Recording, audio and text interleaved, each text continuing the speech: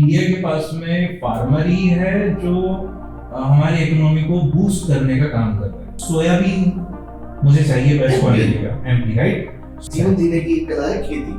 25,000 रुपए कॉर्पोरेट में कमाने वाला आदमी एसी में बैठा है तो ज्यादा बड़ा है, ठीक है। बहुत सारे फार्मर्स हैं जो पेस्टिसाइड की जगह नॉर्मल खाद का यूज करते हैं, कन्वेंशनल फार्मिंग। भिंडी है हमारे यहाँ 20 रुपए नग के हिसाब से है, ठीक है, 40 रुपए किलो। मैंने अभी खरीदी। और जो पत्ता गोभी एक्सपोर्ट होती है ना, आप उसको देख लो, इतनी सुंदर पत्ता गोभी मैंने नहीं देखी, तो लगेगा प्लास्टिक की नकली बना दी है। Made in India product is not considered as very healthy food. Welcome back to Chingari Talks. Idea to identity.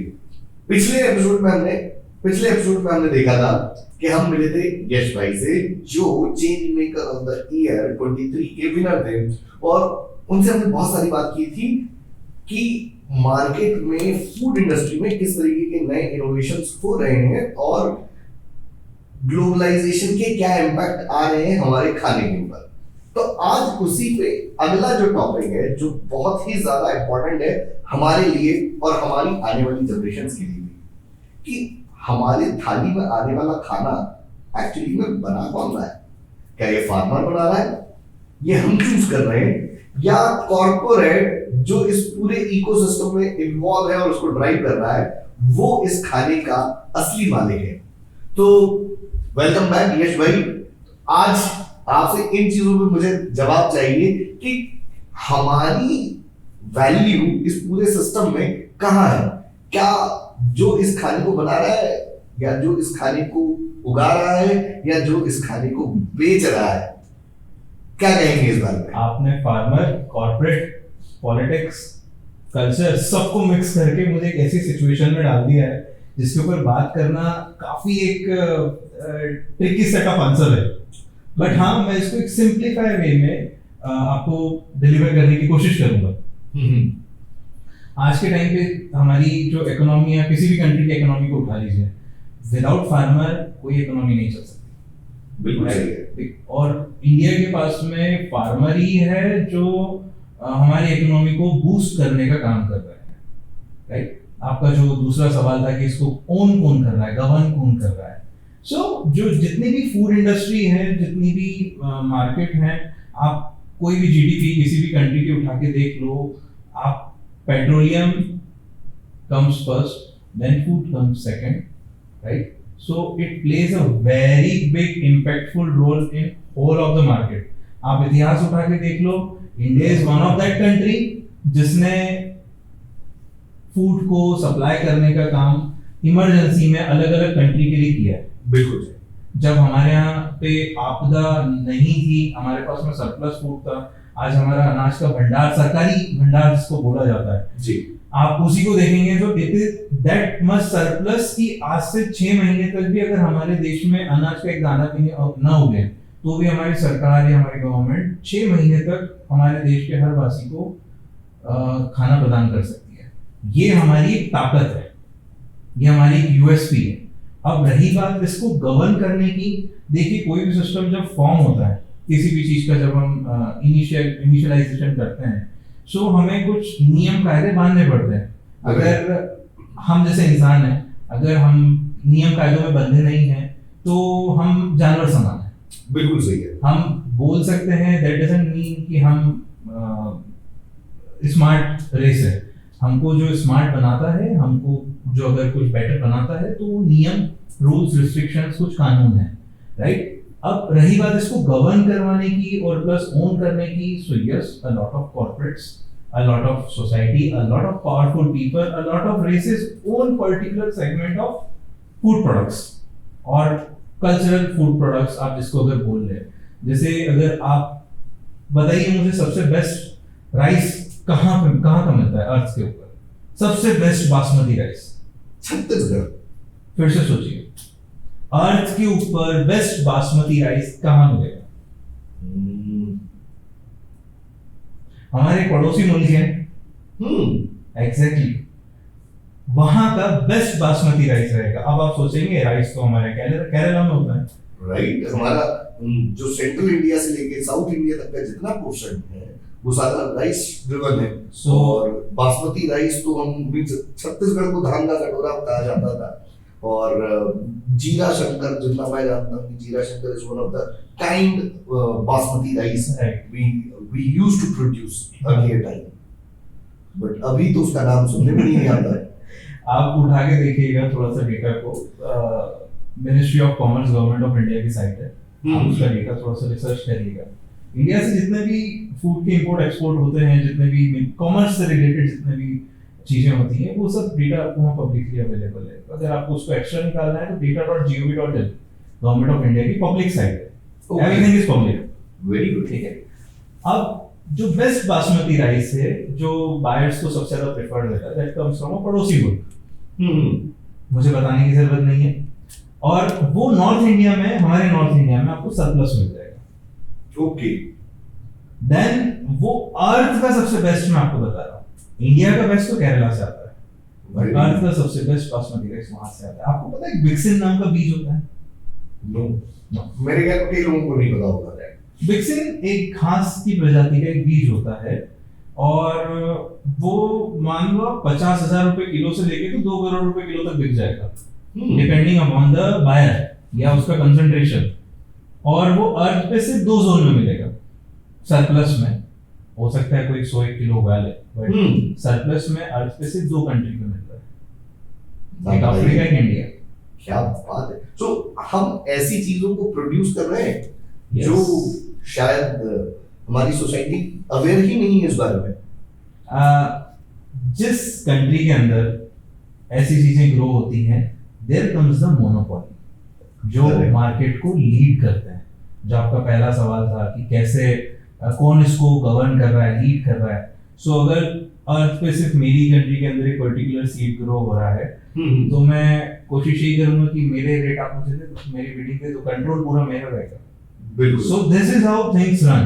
For example, अगर मैं आपसे हापुस आम की बात करूंगा तो कौन सी स्टेट आपके दिमाग में आ जाएगी? महाराष्ट्र। मैं अगर आपसे बोलूं कि सोयाबीन मुझे चाहिए बेस्ट क्वालिटी का, एमपी, राइट? सो जिस स्टेट की जो यूएसपी है वहां पर उस चीज की मोनोपोली आ जाती है। Correct. और सर्टेनली उसको रन करने के लिए, गवर्न करने के लिए पर्टिकुलर सेट ऑफ नियम कायदे लगते हैं, जो कुछ गवर्नमेंटल रहते हैं, कुछ पब्लिक रहते हैं। यही कोलैबोरेशन तरीके से काम होता है। और उसमें जब कोई आदमी एक टाइम से ज्यादा रन हो जाता है तो वहां पर कहीं पर डिक्टेटरशिप, मोनोपोली भी आ जाती है। जिस पॉइंट पे आप अपनी बात को लेके आ चुके हो, वहां से मेरे दिमाग में बहुत चिंगारी सी जाग रही है। वो चिंगारी ये है कि पहले खेती मानी जाती थी जीवन की एक कला है, जीवन जीने की एक कला है खेती, राइट। और आज जो है जितना हम देख रहे हैं कि फार्मर प्रोटेस्ट हो रहे हैं, फार्मर्स सुसाइड कर रहे हैं, मार्केट में इतने सारे इश्यूज चल रहे हैं, और इस पूरे इकोसिस्टम में फार्मर को सबसे नीचे रखा गया है, और ड्राइव जो है वो कहीं ना कहीं कॉर्पोरेट्स के हाथ में आ रही है। तो इसके बारे में आप क्या कहेंगे? क्योंकि मैंने एक बड़ी अच्छी चीज सुनी थी, कहते हैं कि अगर आपकी अर्निंग के बारे में बात करें तो उत्तम खेती, मध्यम व्यापार, नीच नौकरी मत करिया।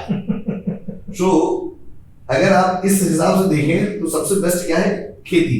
लेकिन खेती जो कर रहा है आज, उसके पास ना उसके रेट्स आ रहे हैं, ना वो इस पूरे इकोसिस्टम में कहीं ड्राइविंग फैक्टर में है।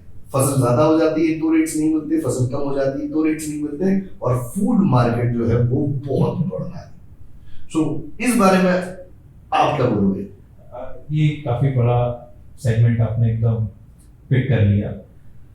तो इसको जो आप कल्चरल डिफरेंस के तौर से सिंपल वे में देखिए, अगर मान लीजिए आप एक बहुत बड़े किसान, आप एक किसान हो, आप, है ना, तो क्या आप चाहोगे आपका बेटा किसानी करे? मार्केट में तो अभी कंडीशन है कि कोई नहीं चाहता। मान लीजिए आपके पिताजी किसान है, बट उन्होंने आपको पढ़ा लिखा दिया, तो आप क्या करेंगे? किसानी करने जाएंगे या इंजीनियरिंग कर लिया आपने, मान लीजिए कि आप शहर में जाके नौकरी करना प्रेफर करेंगे? मोस्टली लोग शहर में नौकरी करते हैं। सो एक कल्चरल फीड जो हमारे ब्रेन में आ चुका है वेस्टर्न सोसाइटी के थ्रू, जो हमारे इसमें फीड करा गया कि फार्मिंग तो कुछ नहीं है। क्यों? क्योंकि इट बेनिफिट्स देम। अगर कॉर्पोरेट कल्चर ही इस तरीके से इसको टाइम के साथ में मॉडिफाई करके ब्रेन फीड जिसको बोलते हैं, मतलब कि किसानों को हमेशा हल चलाता हुआ, किसानों को हमेशा मजदूरी, मेहनत, पसीना बहाते हुए, कंडीशनिंग है कि वो आदमी सबसे गरीब है ना, कंडीशनिंग है ना। वो बताते हैं कि वो एक 25,000 रुपए कॉर्पोरेट में कमाने वाला आदमी एसी में बैठा है तो ज्यादा बड़ा है। ठीक है, अब थोड़ा सा अगर ऐसा कंपैरिजन आ रहा है तो मैं बताता हूँ कि उस किसान के पास में भैया 10 बीघा जमीन है मान लो, और 1 बीघा जमीन की कीमत आज हाईवे टच अगर कोई जमीन है तो मान लो 50 लाख, 1 करोड़, 5 करोड़, 7 करोड़ तक की भी जमीन है कुछ बेल्ट्स के अंदर पर बीघा। बिल्कुल। वो कॉर्पोरेट कल्चर के अंदर काम कर रहे लड़के के पास में क्या एसेट है, 25,000 रुपए कमा रहा है और उसको बताया जा रहा है कि वो ही एक सरप्लस चीज है, तो छोटी सी चीज है। राइट नाउ फार्मर हमारे देश की इकोनॉमी है।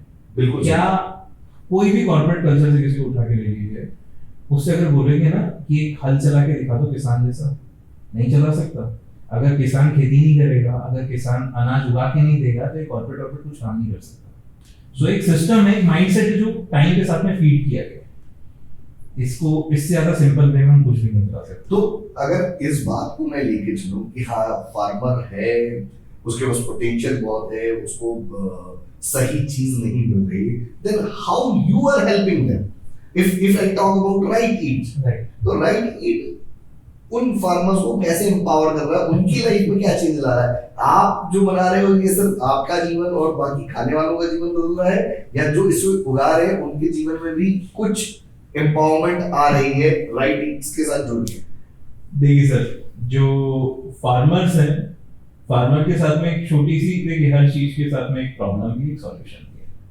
हमारे बहुत सारे फार्मर्स को वास्ट एक्सपीरियंस है, वास्ट नॉलेज है, गुड सॉइल बेल्ट है, वाटर सप्लाई कुछ बेल्ट्स में सरप्लस है, मतलब क्रॉप्स अच्छी है, इन दी एंड क्रॉप अच्छी है। करेक्ट। ठीक है, और बहुत सारे बेल्ट फ्रूटफुल भी हैं। ऑलमोस्ट 68% हमारे पास में एग्रीकल्चर लैंड है, ऐसा मैंने भी पढ़ा था। 60% मान लो, 70%, बट जीडीपी में हाईएस्ट जो कंट्रीब्यूशन है वो भी एग्री का ही है। प्रॉब्लम ये आ जाती है सर कि जो लैक ऑफ इंफॉर्मेशन और लैक ऑफ नॉलेज है वो एक बहुत बड़ा फैक्टर प्ले करता है। अगर फार्मर को कोई बता दे कि आप एक फॉर एग्जांपल लीजिए, आप एक्सोटिक फ्रूट ले लीजिए, 1 बीघा लैंड के ऊपर आप एक मशरूम फार्मिंग कर रहे हैं या फिर आप ड्रैगन फ्रूट को ग्रो कर रहे हैं, फार्मर को इतना पता है कि मुझे जाके मंडी में बेचना है, बट अगर वहीं उस फार्मर का बच्चा एक इंजीनियर होने के नाते एक अच्छी वेबसाइट बना ले या एक अच्छा कुछ, इंटरनेट आज के टाइम पे हर किसी को कनेक्ट करता है, वो उसको उसके फार्म से डायरेक्ट कस्टमर को अगर लोकल मार्केट में भी सेल करना चालू कर दे, सो जो ये गैप बन चुका है ना माइंडसेट का, इनकम का और ये सब चीजों का, लॉस का, कि भाई किसान को कम पैसा मिल रहा है, सो वो अगर उसको सही प्लेसमेंट कर दे वो एक गैप को फुलफिल कर देगा। इसका एक इतना सा उदाहरण है। हम इन राइटिंग जो कर रहे हैं currently, we are directly connected with farmers, we are completely into millets.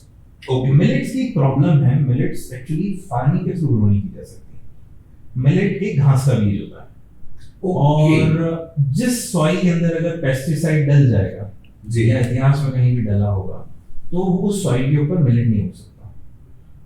वो घास है, ओके, घास पेस्टिसाइड से खत्म हो जाती है। बिल्कुल सही। और वो सॉइल के अंदर उसकी फार्मिंग नहीं कर सकते, तो मिलेट लाए कहां से? ऐसे बहुत सारे बेल्ट्स हैं, बहुत सारे फार्मर्स हैं जो पेस्टिसाइड की जगह नॉर्मल खाद का यूज करते हैं, कन्वेंशनल फार्मिंग जिसको बोलते हैं, और वो उसको मल्टी लेयर फार्मिंग में भी प्रेफर करते हैं।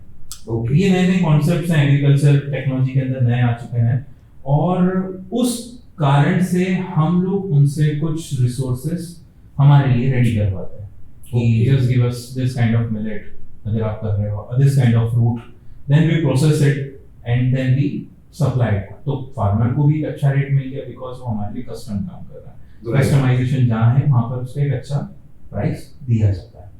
सो इस तरीके से हम फार्मर को बेनिफिट करते हैं। प्लस हम कोशिश करते हैं कि जो हमारे फर्दर कनेक्ट्स हैं, हमारे कुछ फर्दर बायर्स हैं, just in case if they give good deal, तो हम फार्मर को डायरेक्ट कनेक्ट करवा देते हैं।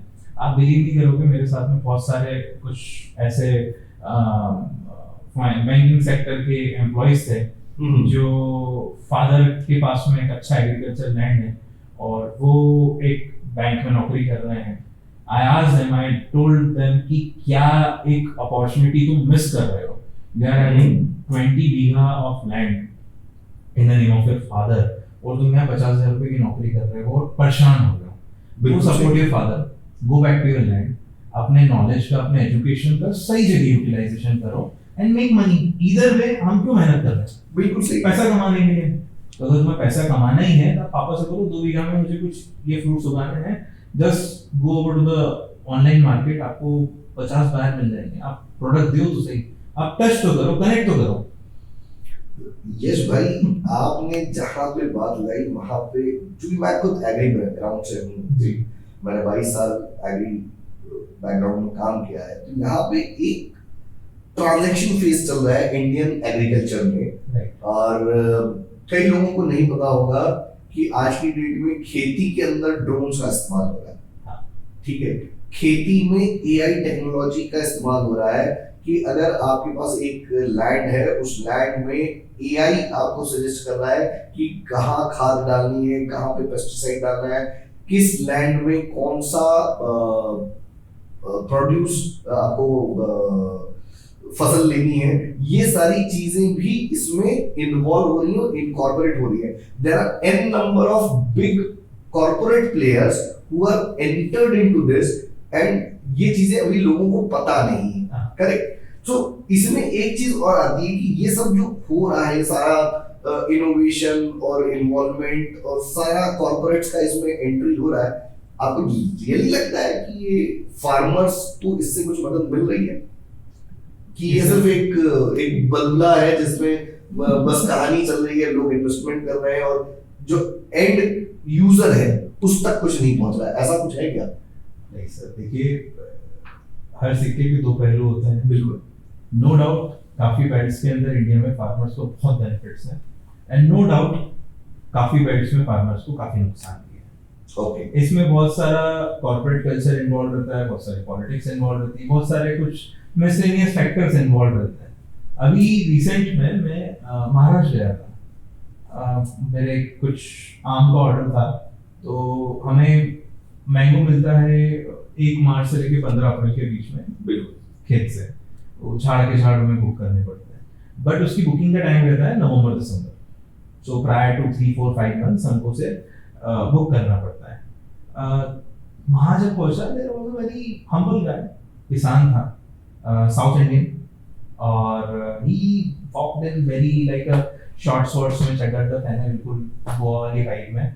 और उस गांव का नाम था बदलापुर, महाराष्ट्र में। हाँ, और इट वाज वेरी यूनिक और I was expecting something very different because मुझे बताया गया था कि इनके 20 एकड़ में तो सिर्फ हापुस आम के झाड़ लगे हुए। Very good. और 200 एकड़ का उनका एक फार्म बेल्ट कंप्लीट एक साइड में है, 40 एकड़ का एक साइड में है, 50 एकड़ का एक साइड में। मतलब बात ऐसी चल रही थी, मतलब he was a owner of around 400-500 एकड़ of land, very down to earth, but he was aware of the policies, opportunities available in the market.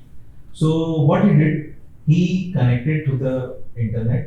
उन्होंने different buyers को connect किया, जैसे मैं था वैसे और भी buyers थे, और जिस दिन हमें बुलाया उन्होंने multiple हमारे जैसे entrepreneurs को, MSME units को, सबको वहाँ पे invite करा.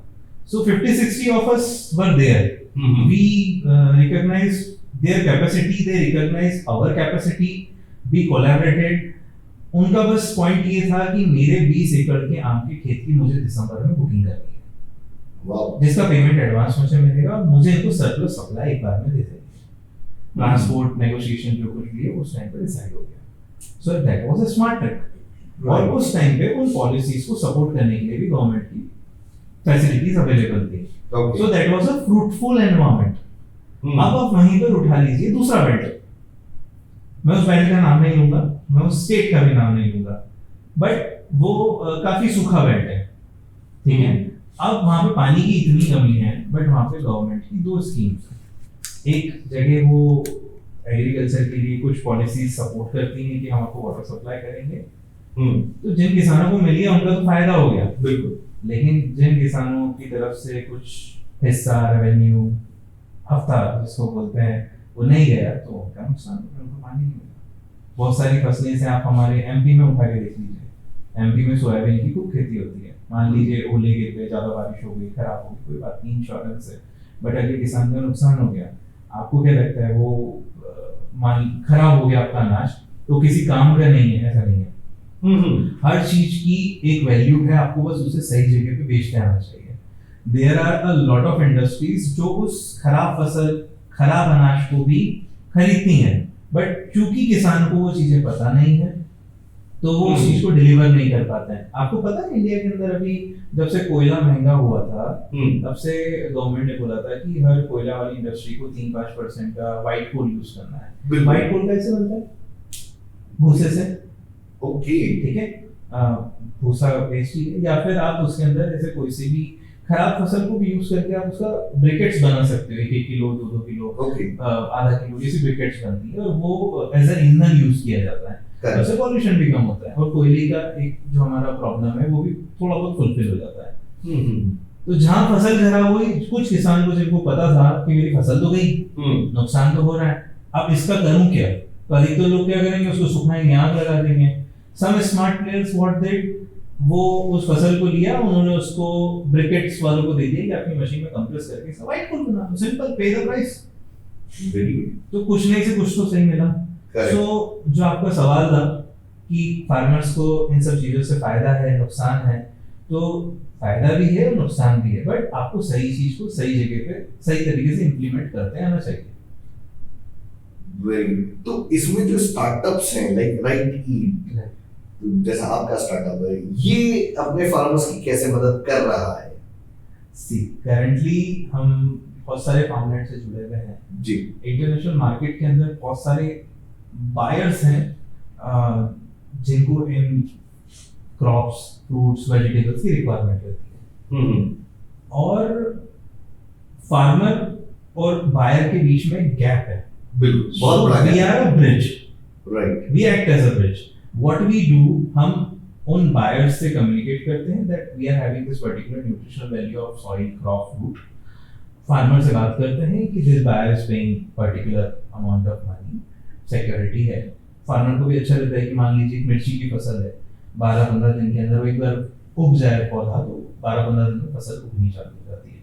आप 15-15 दिन की बैच के अंदर कंटेनर लोड करके उसको एक्सपोर्ट कर सकते हो। आपको पता है मेरी छोटी सिस्टर अभी फॉरेन में रहती है, लंदन में, और वो मुझे बीच में बताई थी, बोले दादा जो भिंडी है हमारे यहाँ 20 रुपए नग के हिसाब से आ रही है। ठीक है, 40 रुपए किलो मैंने अभी खरीदी, यहाँ 20 रुपए नग। तो सर यही तो गैप है। अगर आपको पता चल जाए कि आप किसान हो और आपकी भिंडी वहां पर 40 रुपए नग के हिसाब से जा रही है, और अगर मैं आपको उसका 15-20 रुपए भी दे दूंगा पर नग, या 10 रुपए भी, कुछ एक मार्केटिंग ट्रिक करके, तो आपको क्या हो रहा है? बट सुनने में बड़ा अच्छा लग रहा है। हाँ। आपने जो बात बोली, इट्स रियली इंटरेस्टिंग, बट जब हम न्यूज देखते हैं, पेपर पढ़ते हैं, then there are so many other things are also involved. Like कि अगर मेरे को किसी आइटम को एक्सपोर्ट करना है, it is if it is farm product, तो सर्टिफिकेशन मैटर करता है। बिल्कुल, ठीक है। देन सर्टिफिकेशन के साथ साथ एक लंबा प्रोसेस होता है कि भाई मैं जहां पे हूँ वहां से उस चीज को लॉजिस्टिक करके मैं उस पर्टिकुलर प्लेस पे पहुंचा सकूं जहां से ये एक्सपोर्ट होगा। फिर एक्सपोर्ट होने के बाद वहां जो इसका डेस्टिनेशन है, वहां पहुंचने के बाद क्वालिटी चेक्स, क्वालिटी अप्रूवल, और ये अपने आप में एक बहुत बड़ा प्रोसेस एंड बड़ा कॉम्प्लिकेटेड सिस्टम है, जिसमें देखिए आपने थोड़ी देर पहले बोला था, एक पॉलिटिक्स वाली बात की थी। आपने बात की थी गवर्नमेंट एंड सो अदर ऐसी चीजें हैं जिसको मैं और आप यहाँ पर टच नहीं करेंगे, बट उन चैलेंजेस का क्या एक फार्मर इन सारी समस्याओं को गांव में बैठ के एड्रेस कर सकता है? सर मैं आपको बताऊं, I have seen a lot of farmers जो इस चीज को बहुत इजीली कर रहे हैं, और बहुत सारे फार्मर्स ऐसे भी हैं जिनके लिए थोड़ा सा हार्डशिप है। बच्चा जब पहली बार चलता है ना तो गिरता जरूर है, नुकसान तो होता है, बट जब एक बार चलना लग जाता है ना तो उसको फिर प्रॉब्लम नहीं आती। तो जब तक आप इनिशियली एक्सपोर्ट या इंटरनेशनल मार्केट को नहीं समझते हैं, एसोसिएट विद समवन, किसी के साथ में जुड़ के काम करने में कोई बुराई नहीं है।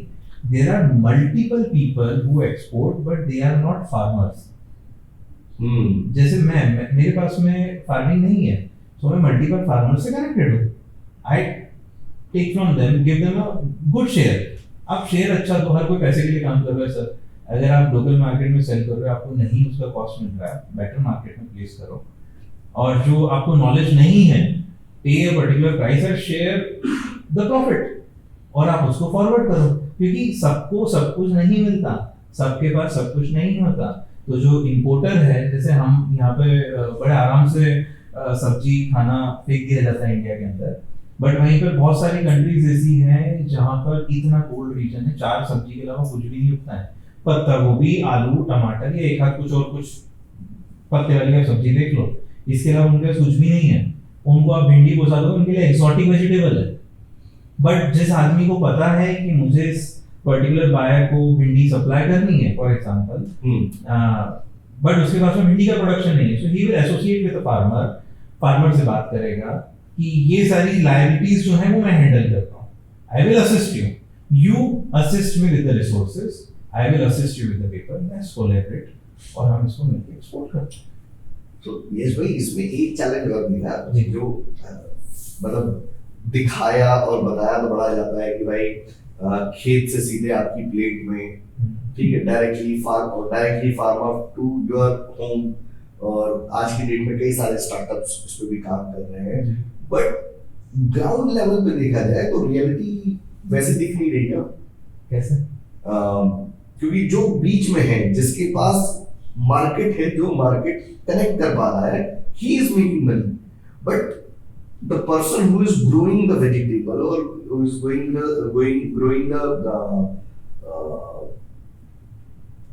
क्या बोलना चाहिए, जो फसल उगा रहा है, उसको तो उस तरीके से चीजें नहीं मिल पा रही है। बिजनेस का पूरा कंट्रोल जो है वो स्टार्टअप्स के हाथ में है, और ये कैपिटलिज्म को प्रमोट कर रहा है कहीं ना कहीं। हाँ, मैं कंप्लीटली एग्री करूंगा इस चीज से, बट क्या है, this is how business works, this is how startup work. अगर आप स्टार्टअप के पॉइंट ऑफ व्यू देखिए, आपके लिए परसेप्शन बहुत जरूरी है। अगर आप किसान के परसेप्शन से देखेंगे तो इनिशियली आपकी प्रॉब्लम थी कि किसान के साथ गलत हो रहा है, ये किसान उतना कमा नहीं पा रहे हैं, किसान के पास अपॉर्चुनिटीज नहीं है, किसान को सपोर्ट नहीं है। बट मैंने आपको पॉइंट्स बताए कि हाँ, उनके पॉइंट ऑफ व्यू से ये सारी अपॉर्चुनिटीज हैं। स्टार्टअप के पॉइंट्स ऑफ व्यू से क्या रहता है कि initially they have to make money, they have to make profit. So उनका रहता है कि मुझे मिनिमम बजट में मैक्सिमम रिसोर्स मिल जाए, मैं मैक्सिमम डिलीवर कर दूं ताकि मैं स्केल कर पाऊं। उनके परसेप्शन से वो ठीक कर रहे हैं, किसान का परसेप्शन है कि मुझे अच्छा रेट मिल जाए, मतलब मंडी से बेटर रेट मिल जाए, वही। सो बहुत सारे स्टार्टअप है जो इस गैप को फुलफिल करते हैं। अब जब बात आती है सर डॉक्यूमेंटेशन की, पेपर वर्क की, लायबिलिटीज की, सो कल को मान लीजिए आपने किसी से 100 किलो सब्जी उठाई, आपने किसान को पैसा दे दिया एज अ स्टार्टअप। आप किसी किसान को मान लीजिए आपने 1 लाख रुपए दे दिए, आपने 100 किलो किसी पर्टिकुलर सब्जी उठाई और आपकी 20-30 किलो ही बिकी, किसी भी कारण से 70 किलो की लायबिलिटी आपके ऊपर है, उसको कौन बेयर करेगा? किसान वापस लेगा? 3 दिन में 2 दिन में सब्जी भी खराब। सर 3 दिन तो मैं बहुत बड़ी बात बोल रहा हूँ सर, आप सुबह से शाम में सब्जी की से भंडार को रख दीजिए, वो अपनी ही गर्मी से, शीत से खुद को खराब कर लेती है। बिल्कुल सही। तो वो लायबिलिटीज भी स्टार्टअप के ऊपर है। सो उस गैप को फुलफिल करने के लिए they have to make a certain kind of a bracket gap. तो स्टार्टअप के पॉइंट ऑफ व्यू से वो ठीक कर रहे हैं। अब किसान के पास में अपॉर्चुनिटी तो आई, वो उनकी डिसीजन मेकिंग है कि हम कैसे बेस्ट रेट को फुलफिल करें, कैसे बेस्ट रेट को सप्लाई करें या गवर्न करें। सो यहाँ पे अभी तक मैं फार्मर के साइड से बात कर रहा था, अब मैं स्टार्टअप की तरफ से एक सवाल आपसे पूछता हूँ कि देखिए, हमें ये पता है कि इंडिया में आज की डेट में फसल बहुत हो रही है, बिल्कुल ठीक है, और उसके पीछे जो ग्रीन रिवॉल्यूशन था उसका बहुत बड़ा हाथ है। ग्रीन रिवॉल्यूशन ने एक बड़ा चेंज लाया था इंडियन एग्रीकल्चर इंडस्ट्री में। यहाँ पे जो कन्वेंशनल वेज थे उनको रिड्यूस किया और एडवांस एग्रीकल्चर टेक्निक्स जिसमें सीड पेस्टिसाइड मींस उनका इन्वॉल्वमेंट बढ़ गया। सीड्स जो मॉडिफाइड सीड्स थे उनका यूज बढ़ गया, पेस्टिसाइड इतने ज्यादा हो गए हैं कि अगर जितना मैं पर्सनली जानता हूँ, I have visited an number of farmers in Maharashtra जो ग्रैप्स लगा रहे हैं, वो अपने घर में ग्रैप्स नहीं खाते हाँ, क्योंकि उसके ऊपर इतना पेस्टिसाइड है, राइट। जब ये खाना या ये फूड इंडिया से बाहर एक्सपोर्ट होता है, then we are facing challenges of quality. बहुत इशू है। ठीक है, made in India product is not considered as very healthy food. बिल्कुल। तो ये चैलेंज कैसे ओवरकम किया जा सकता है या इसको कैसे एड्रेस किया जाए इंटरनेशनल मार्केट में, because it is not about the food, it is about the reputation of the nation, it is the reputation of the farmer, it is the reputation of the startup who is representing everything. So उनके लिए ये क्या है? मैं पहला एक सवाल का जवाब दूंगा। देखिए, जिस भी कंट्री का फार्मर है, जैसे भारत देश का अगर कोई फार्मर है तो उसकी पहली प्रायोरिटी रहती है कि मेरा पहला सप्लाई इंडिया में जाए। करेक्ट। टीयर 1 सिटीज जैसे मान लीजिए आप बैंगलोर को ही पिक कर लें, there is a vast number of people living over there, और अगर ऑर्गेनिक वे में या ट्रेडिशनल वे में हम इतनी सब्जियों को उगाना चाहें, आपको आज सुबह सुबह 4 बजे आप मंडी चले जाएं, आपको हर टाइप का फ्रूट और वेजिटेबल हर क्वांटिटी में वहां पर मिल जाएगा। और जब टीयर 1 सिटीज के अंदर आप बात करेंगे तो वो नंबर ऑफ वेजिटेबल्स वहां पर ट्रेडिशनल वे में ग्रो नहीं किया जा सकता। They got to use pesticide, they got to use new technology, उसके बिना वो ग्रो ही नहीं हो पाएगी। हम खाएंगे क्या फिर? लोग खाएंगे क्या? आपके आसपास में जो क्रॉप्स उग रही है वो 20 लाख की आबादी को फुलफिल करने के लिए, लेकिन आपके शहर में 2.5 करोड़ लोग रह रहे हैं। मैं इस गैप को कैसे फुलफिल करेगा किसान? So they have to use tricks. आपको पता है अभी रिसेंट में एक सर्वे हुआ था, मैंने उसको स्टडी किया था। उस सर्वे को काफी ज्यादा हाईलाइट नहीं हुआ था, बस गलती से हो गया था और वो पब्लिसाइज हो गया था, तो उसको थोड़ा सा रोक दिया गया। बैंगलोर की वो बात थी। सो जो हमने पिछले एपिसोड में बात करी थी वीगन कम्युनिटी और सब, तो ऐसा मेडिकल पॉइंट ऑफ व्यू से टॉपिक है।